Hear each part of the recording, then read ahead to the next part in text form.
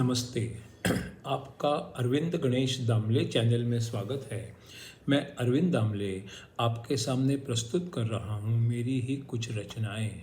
ये है इन रचनाओं का 805वां भाग। पहली दो है मराठी में और बाद में एक है हिंदी में।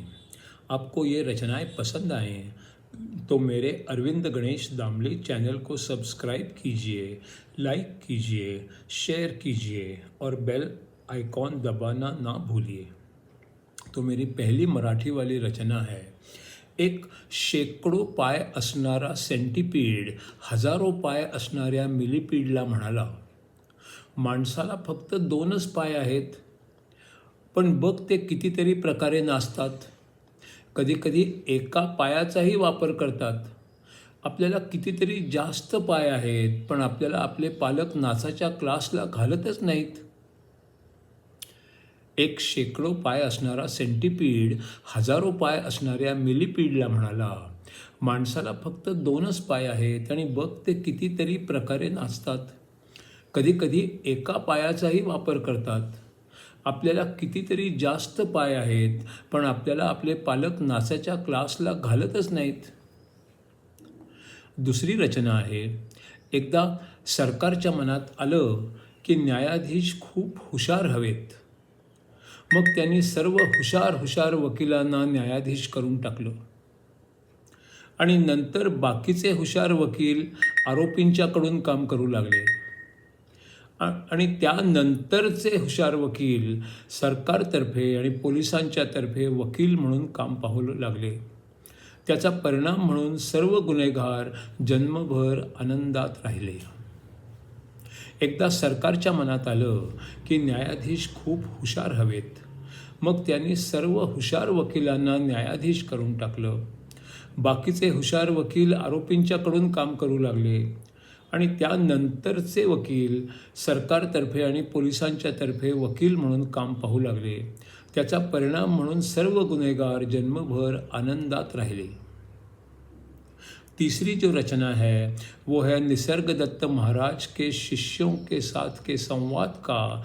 ये है अगला 8वां सवाल। जो ध्यान से देखने वाला होता है वो कुछ तो महसूस करता है।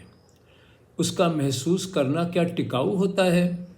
क्या वो महसूस करना वैसा ही रहता है या वो महसूस करना भी बदलता जाता है? इसका उत्तर है, जो जानने वाला लगता है वो जानने के साथ साथ बदलता जाता है, इसलिए कुछ भी टिकाऊ नहीं होता। जब गाढ़ी नींद सोते हैं तो ना तो कोई विचार होते हैं, ना ही कोई ज्ञान होता है और ना ही ज्ञानी बनना होता है, ना ही कुछ जानना होता है और ना ही कोई जानने वाला होता है। शरीर तो होता है पर वो कुछ कर नहीं पाता और ना ही उसे शरीर है ये भी पता होता है। जब आदमी जागने की अवस्था में होता है तो उसके इंद्रिय काम करते हैं, वो कुछ ज्ञान हासिल कर सकता है, उसे भावनाएं भी होती हैं और फिर उसके मत और दृष्टिकोण भी बन जाते हैं। गाढ़ी नींद में भावनाएं नहीं होती।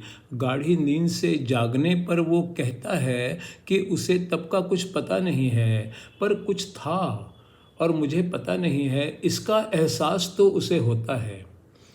जैसे अगर कोई आदमी पूरी तरह से अंधेरे कमरे में जाता है तो कहता है कि यहाँ अंधेरा है और मैं कुछ देख नहीं सकता।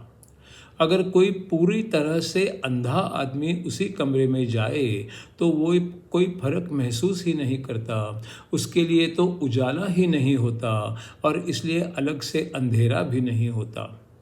उसे कोई फर्क महसूस नहीं होता।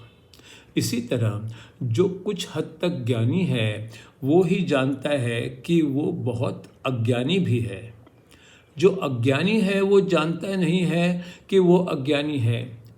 हमारे लिए बाहर का पूरा देखने और महसूस होने के लिए पर्दे में छेद होता है और उसमें से देखने पर कुछ महसूस होता है कि बहुत कुछ अभी तक महसूस होना बाकी ही है। अगला 9वां सवाल है, तो फिर मृत्यु क्या चीज़ होती है? इसका उत्तर है हमारे शरीर में होने की क्रिया का मृत्यु ये अंतिम छोर होता है। तब हमारा शरीर से जुड़ा रहना शेष हो जाता है और शरीर खत्म हो जाता है। अगला 10वां सवाल है, अगर किसी अज्ञानी आदमी की मृत्यु हो जाती है, शरीर खत्म हो जाता है, तो क्या मृत्यु के साथ साथ उसका सारा ज्ञान भी खत्म हो जाता है, कहीं चला जाता है? इसका उत्तर है जब आदमी का जन्म होता है तो उसको ज्ञान धीरे धीरे मिलता रहता है और जब उसकी मृत्यु होती है तो ज्ञान अचानक खत्म हो जाता है। यही आपका सवाल है ना? फिर सवाल पूछता है, मृत्यु के बाद क्या कुछ ज्ञान बचा रहता है?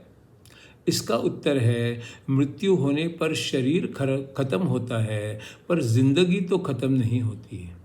पता लगने के लिए और महसूस होने के लिए किसी औजार की ज़रूरत होती है और वो है शरीर। मृत्यु के बाद जब कोई और शरीर मिल जाता है तो जानने वाला वो शरीर बन जाता है और ज्ञान उस शरीर में रह सकता है। अगला 12वां सवाल है, क्या महसूस होने में और महसूस करने वाले शरीर में कोई एकात्मता होती है या क्या कारण क्रिया और परिणाम में कोई संबंध होता है? इसका उत्तर है हाँ, संबंध तो ज़रूर होता है। पहले जन्म की कुछ यादें भी अगले जन्म में रह जाती हैं। अगले जन्म का तात्कालिक कारण भी हिसाब में लिया जाता है और इच्छा कितनी प्रबल है इसका भी अपना महत्व होता है। इसको नाम दिया गया है कारण देह।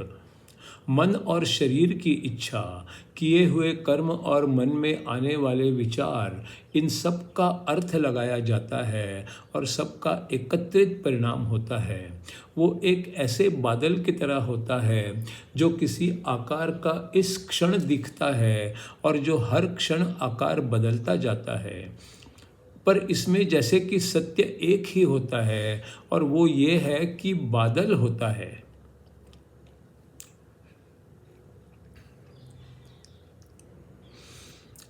अगला सवाल है 13वां, होने का महसूस होना कैसा होता है? इसका उत्तर है अगले जन्म में जो शरीर मिलता है वो पहले शरीर की परछाई जैसा होता है। उस परछाई में कुछ पहले वाले गुण भी होते हैं और आमूलाग्र बदलाव भी हो सकते हैं। कुछ बातों में बदलाव नहीं भी होते, इसलिए कुछ बातें तितर बितर हो जाती हैं और कुछ बातें वैसी ही रह जाती हैं।